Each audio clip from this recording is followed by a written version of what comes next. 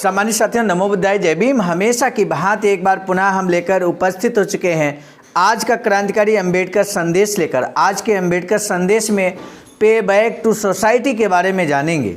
बाबा साहब की नज़र में पे बैक टू सोसाइटी है क्या? कई बार जो कार्य आप कर रहे होते हैं वो पे बैक टू सोसाइटी होता है, लेकिन आप खुद नहीं समझ पाते कि वास्तव में ये पे बैक टू सोसाइटी है क्या।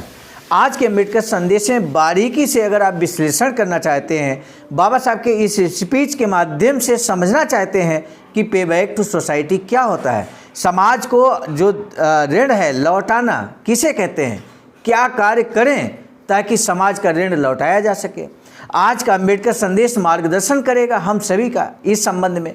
यदि वास्तव में आप जानना चाहते हैं कि बाबा साहब की नज़र में पे बैक टू सोसाइटी क्या है, तो आज का अंबेडकर संदेश अंत तक सुनना चाहिए आपको। आज के अंबेडकर संदेश का विषय हम पहले ही आपको बता देते हैं। समाज को गुमराह करने वाले नेताओं पर कड़ी नज़र रखना जरूरी है, ये बात बाबा साहब कहते हैं। समाज आपसे अगर कोई पूछे क्या समाज में ऐसे भी नेता हैं जो समाज को गुमराह करते हैं, समाज को गलत दिशा दिखाने का कार्य करते हैं, तो आप इसमें आंसर देंगे, कहेंगे हाँ, ऐसे नेता समाज में हैं जो कई बार समाज को गलत रास्ता दिखाने का कार्य करते हैं। तब बाबा साहब कहते हैं कि ऐसे नेताओं को आप उन पर कड़ी नज़र रखिए जो नेता समाज को गुमराह करने का काम करते हैं, समाज को गलत डायरेक्शन देने का काम करते हैं। और क्या कुछ कहते हैं, आज का अंबेडकर संदेश बेहद क्रांतिकारी होने वाला है।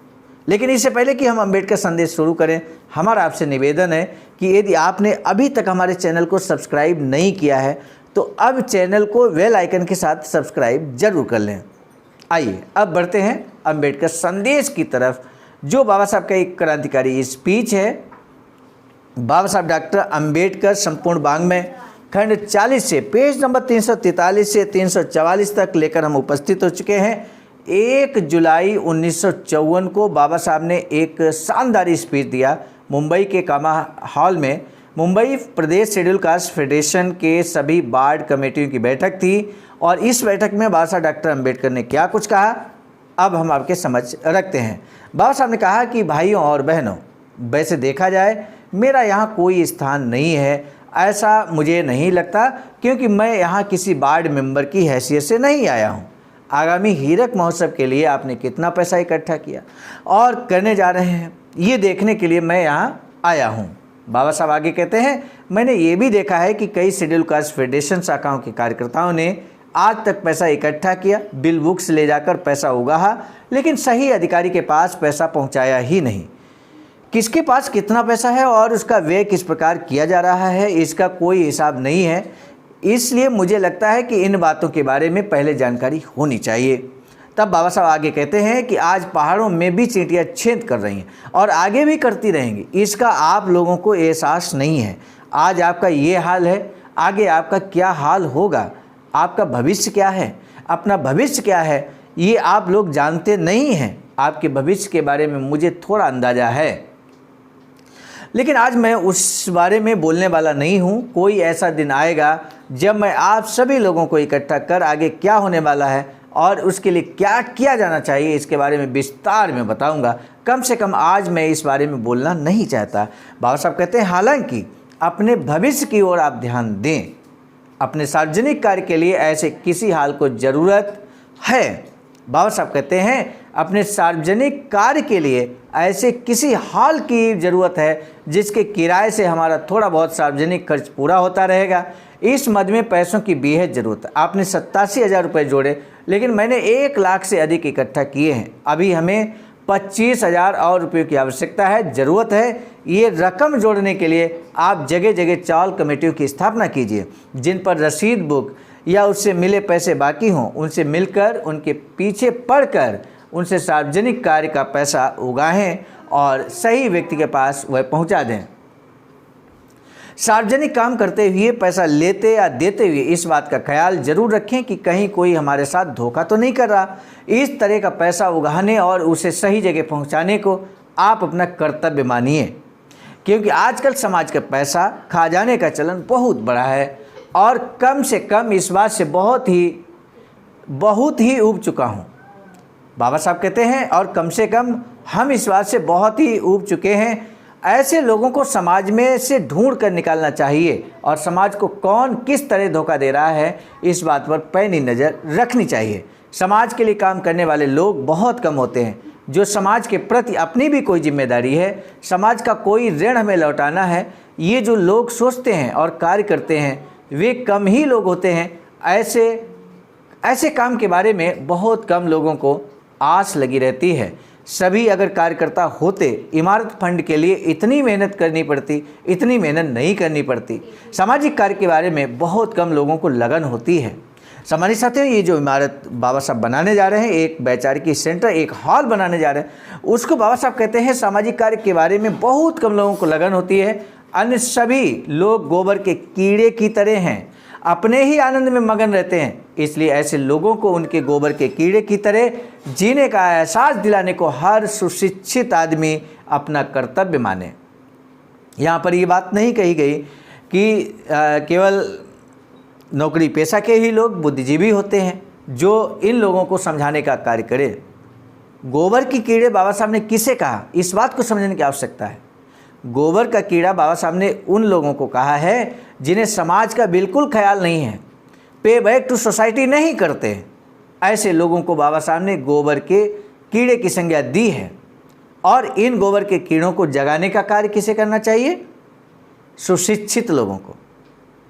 सुशिक्षित लोगों को बाबा साहब ने ये कहा कि ये आप अपना कर्तव्य माने कि जो गोबर के कीड़े की तरह हैं, उसी में मगन रहते हैं, अपने घर मकान परिवार में ही सीमित रह गए हैं। ऐसे लोगों को जगाने का कार्य सुशिक्षित लोगों का है। ये जिम्मेदारी बाबा साहब ने सुशिक्षित लोगों को सौंपी है, कर्तव्य सौंपा है।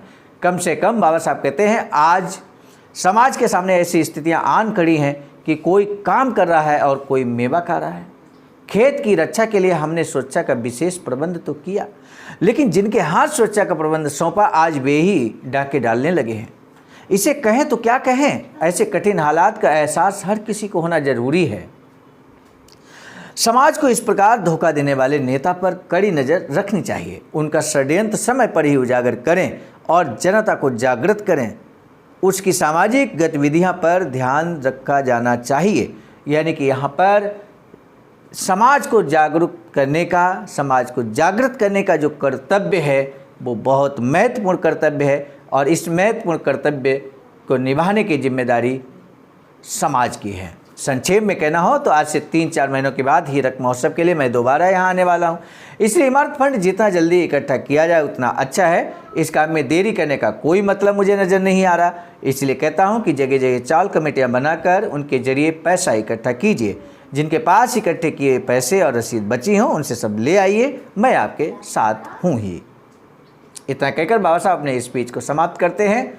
सम्मानित साथियों, आज का अंबेडकर संदेश का जो महत्वपूर्ण प्रश्न है वो प्रश्न ये है कि बाबा साहब ने गोबर का कीड़ा किसे संज्ञा दी है और गोबर के कीड़े जैसे लोगों को जागरूक करने की जिम्मेदारी किसकी है। इस प्रश्न का जवाब आपको देना है। हमें आपके जवाब का बेसब्री से इंतजार रहता है। आपका जल्द ही आंसर मिलेगा। इसी उम्मीद के साथ हम आप बता दें, बाबा साहब आज के अंबेडकर संदेश में पे बैक टू सोसाइटी करने को कहते हैं और इमारत फंड बाबा साहब ने बनाया था 1938-39 में। एक इमारत बनाना चाहते थे सार्वजनिक कार्य के लिए, जहां पर पूरे देश के लोग एकत्र हों, बुद्धिजीवी लोग एकत्र हों, बहुजन समाज के लोग, SC ST के लोग। तो ऐसे में बाबा साहब की ये अधूरी इच्छा पूरी करने की जिम्मेदारी अब वर्तमान में हम सभी के कंधों पर है। ऐसा ही वैचारिकी सेंटर बाबा साहब की अधूरी इच्छा के अनुरूप वैचारिकी सेंटर निर्माणाधीन है सारनाथ, वाराणसी, राज्य उत्तर प्रदेश, देश भारत में। दिए गए अकाउंट नंबर पर आप अपना अमूल्य योगदान कीजिए और इस अकाउंट नंबर पर आपका जब अमूल्य योगदान होगा तो इस योगदान के जरिए ये वैचारिकी सेंटर जल्द बनकर तैयार होगा। 14,000 स्क्वायर फीट ज़मीन परचेज कर ली गई है, बाउंड्री हो चुकी है, बाथरूम बन गए हैं, कई महत्वपूर्ण चीज़ें बन गई हैं।